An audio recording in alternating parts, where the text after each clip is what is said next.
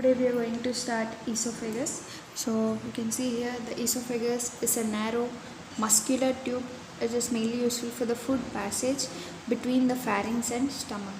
So it's starting from the pharynx and ending at the stomach. So it's a passage of food. So the food passes from the pharynx and to the stomach by means of mainly this narrow muscular tube, that is esophagus. So if you see in the diagram, this is a esophagus, a narrow muscular tube mainly passing the food from the pharynx to the stomach. So it's very long tube, and you can see it extends from the lower part of neck to upper part of abdomen. So its starting point is in the lower part of the neck, and its ending point is in the upper part of abdomen. So coming to the lumen is kept collapsed. So always the lumen is collapsed in the case of esophagus, and it dilates only when the food is passing, that is the bolus is passing through it, because sometimes the trachea and esophagus are nearby them, so sometimes the food may enter into the windpipe and it may cause some severe problem. And also if so and also the food pipe and the windpipe are separated just like very nearer to each other. You can see this is esophagus. It's present mainly posteriorly, whereas the trachea is present anteriorly.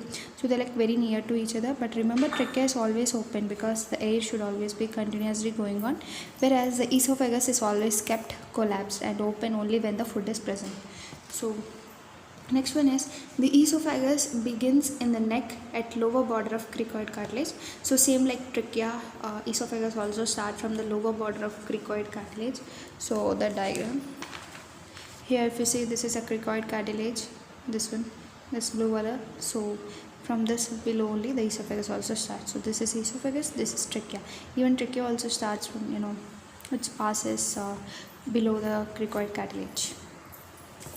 And next you have a descent. So how it descends? The esophagus descends in front of vertebra mainly by usage of superior and posterior part of mediastinum, and also it pierces the diaphragm at the T10 level and ends by opening into stomach at cardiac end, especially at T11 vertebra. So it descends in front of vertebra. Once it is moving in front of vertebra, of course here you can imagine this is esophagus, which is anteriorly you can see the mandibular sterni, but posteriorly of course you will have the vertebra. So it is descending in front of vertebra by superior and posterior part of mediastinum. So our esophagus passes both in the superior and also posterior part of mediastinum. Posterior part means in the inferior mediastinum. So remember, esophagus passes in both superior and inferior mediastinum, and it mainly pierces the diaphragm at the level of T10. So it is piercing the diaphragm at the level of T10 and ends by opening into stomach at cardiac end at T11. So it is piercing diaphragm at T10 and it is opening into the stomach at T11 vertebra. So what are its curvatures? So mainly the esophagus at the root of the neck, it has one curvature, and also at the lower end when it is entering into the abdomen, there also one curvature is present, and also it has anterior posterior curvature, which is mainly corresponding to cervicothoracic spine curvature. So anterior posterior curvature is corresponding to cervicothoracic. Cervico means from cervical region. Thoracic means thoracic region. So anterior posterior curvature is according to cervicothoracic spine curvature. Now let us see the constrictions. So actually esophagus have 4 constrictions. Why these constrictions? Because of passage of different structures. So at the beginning the constriction is 15 centimeters from incisor teeth.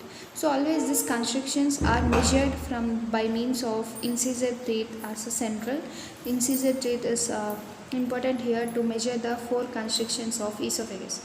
So at the beginning, the 15 centimeter from the incisor teeth we have one curvature, and the second one curvature is 22.5 centimeter from incisor teeth at the aortic arch crossing. So this curvature is formed because of aortic arch crossing. As aorta is passing, it forms one curvature. And 27.5 centimeters from incisor teeth at left bronchus crossing. So as the left bronchus is crossing, it also forms one curvature. And finally you have 37.5 centimeters from incisor teeth piercing the diaphragm. As the incisor teeth, from the incisor teeth, it's 37.5 centimeter where the esophagus will pierce the diaphragm. So these are all the measurements which we need to understand from incisor teeth, how much distance what is getting constriction. So actually esophagus is divided into three parts. One is cervical, that is near to neck region. Thoracic, it's nearer to the chest wall, and abdominal, of course, near to abdomen. So this all will be studied in their respective parts except the thoracic, because now we are in thorax anatomy. So we'll discuss the relations of thoracic part of esophagus mainly today. So anteriorly to the thoracic part of esophagus, anteriorly you will have the trachea. So I will show in the diagram. So you can see here, this is the esophagus. So anteriorly you will have the trachea, and also you will have the right pulmonary artery. So right pulmonary artery, this one. You can see here, this is the right pulmonary artery, and also you will have the left bronchus. So this is the left bronchus, and pericardium and left atrium. So even the pericardium will be here, and the left atrium. You can see the heart here backside, this red color one. So even the pericardium and left atrium, exactly here, the left atrium and pericardium, they are also anterior to the thoracic part of esophagus. Once again we'll see here. So anteriorly to the thoracic part you have trachea, you have right pulmonary artery, you have left bronchus, and also you have the pericardium, left atrium, you have also diaphragm. So you can see here, this is the diaphragm, the muscular ring formed by diaphragm. So diaphragm is also present anterior to the esophagus. Now we will see what are the structures present posteriorly. So posterior to the esophagus, mainly you will have the vertebral column. So this one I will show in another diagram. So in this diagram you can clearly appreciate this is the esophagus, and posteriorly you have the thoracic vertebra, and next you will have the posterior side, you will have right posterior intercostal arteries. So of course posteriorly means posterior intercostal arteries are present, and also you will have the thoracic duct.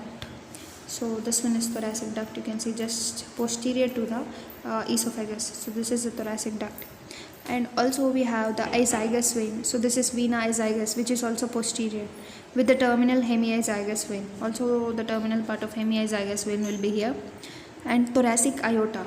Thoracic aorta, you can see here, this is descending thoracic aorta, which is posterior to the esophagus, and also right pleural recess. So this is the right pleural recess. Sorry, this is right side. So this is the right pleural recess, and also diaphragm. Diaphragm, of course, here you can appreciate the diaphragm, which is posterior to the esophagus. This is esophagus, it's anterior.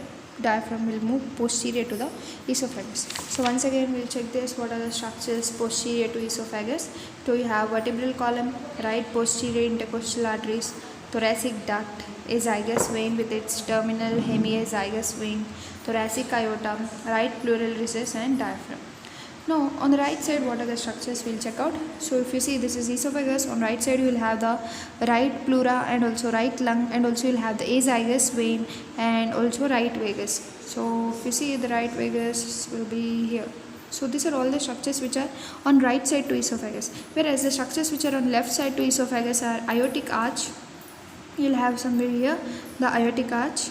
Brachiocephalic trunk means it's related to aortic arch, right? And also you'll have the left subclavian artery. So left subclavian artery, thoracic duct, and also we have our left lung and pleura. So this is a left lung and its pleura, and left recurrent laryngeal nerve. So this is a trachea and a left recurrent laryngeal nerve, which are on left side of esophagus. And we have all, if you observe this, all structures are in mainly superior mediastinum. That's why we are saying the esophagus is in two parts, in superior mediastinum and also in inferior mediastinum, especially the posterior part of inferior mediastinum. So these are all structures till now we have discussed, which are on left side, all are present in the superior mediastinum. So see here, on the left side you have aortic arch, left subclavian artery, thoracic duct, left lung and pleura, left recurrent laryngeal nerve. So all these are present mainly in superior mediastinum. On right side we already know there is right lung and pleura, azygous vein, and also right vagus. Now we will see in posterior mediastinum what structures are present. Mainly the descending thoracic aorta, left lung, mediastinal pleura are located in the posterior mediastinum of the inferior mediastinum. So as we said, esophagus parts are present in both superior mediastinum, inferior mediastinum. That is the reason why we also divided what are the structures of esophagus related to superior and posterior mediastinum. Now we'll see the arterial supply, mainly the cervical part and also the segment of arch of aorta. This both are supplied by, means the cervical part of esophagus and also the segment which is near to the arch of aorta. This esophagus is supplied by inferior thyroid arteries. And the thoracic part of esophagus is supplied by esophageal branch of aorta. And the abdominal part of esophagus is supplied by esophageal branch of left gastric artery.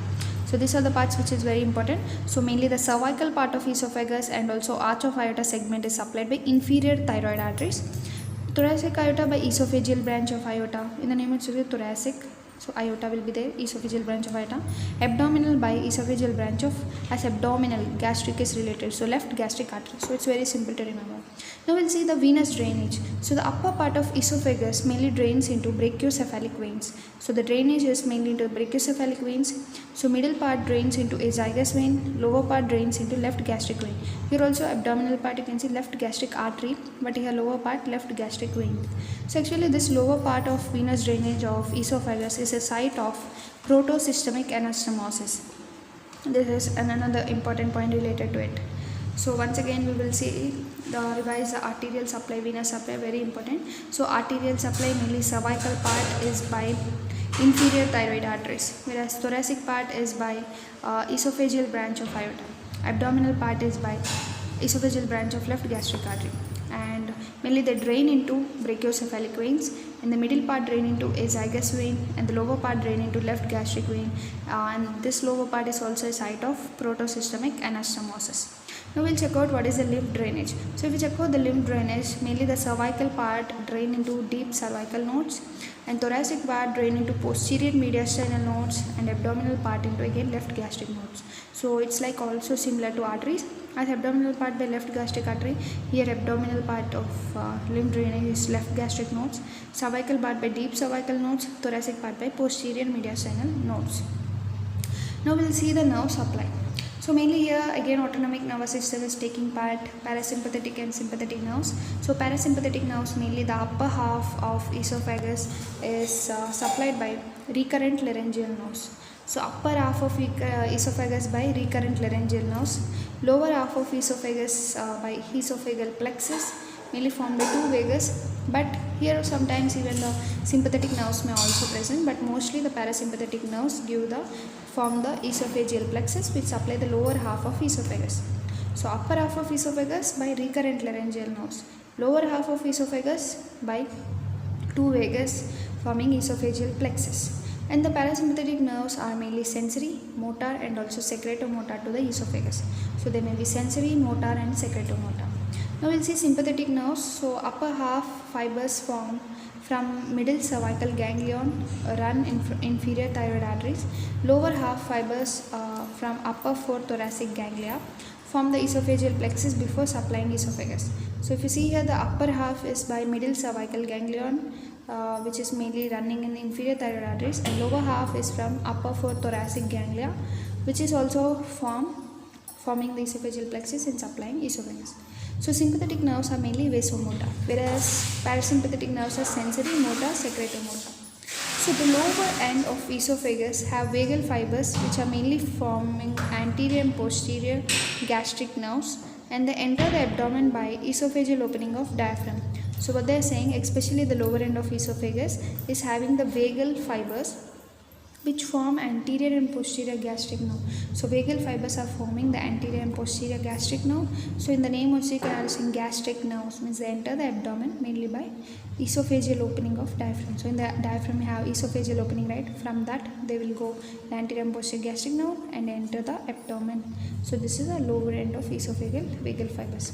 So by this we have completed esophagus. Next we will discuss in detail of our thoracic duct, and also we will complete the clinical anatomy.